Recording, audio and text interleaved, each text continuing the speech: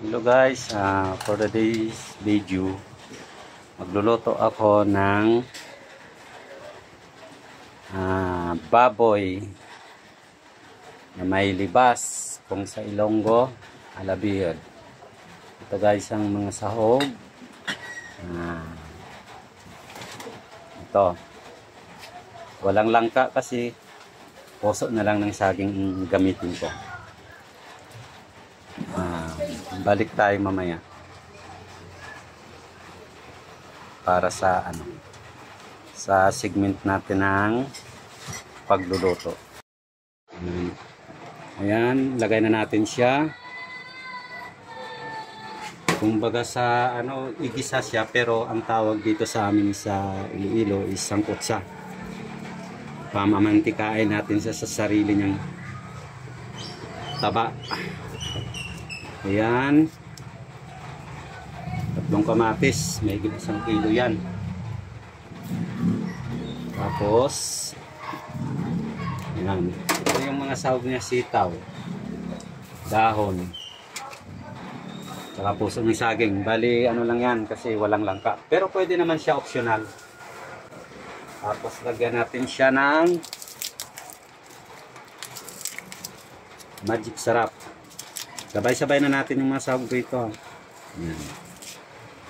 Magic sarap. Isang magic sarap. At saka asin.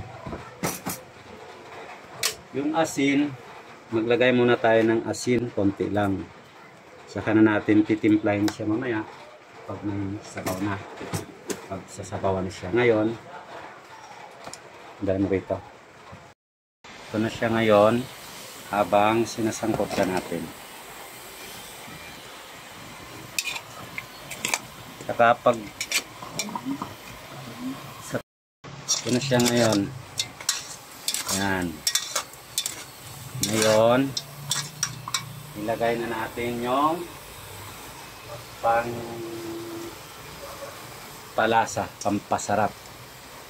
Ayan. Kahuli natin ang sitaw dyan. Sabay na natin yung puso ng saging. Ayan, para magkaroon siya ng lasa. Ang sitaw, mamaya na. Pag naubos na tong sabaw niya sa parang siya yung tawag dito. Sinangkot siya, saka siya lalagyan ng sabaw. Sangkot siya pa lang natin yan ha. Ayan. Lotong Ilonggo to. Ayan. Sangkot siya natin muna siya dyan.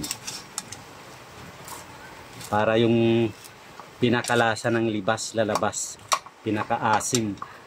Ayan. Okay. Back na lang tayo mamaya. Ng tubig. Ayan. Kailangan yung tubig pantay lang sa niya. Bawal magpas, pwede kasi palambutin pa naman natin.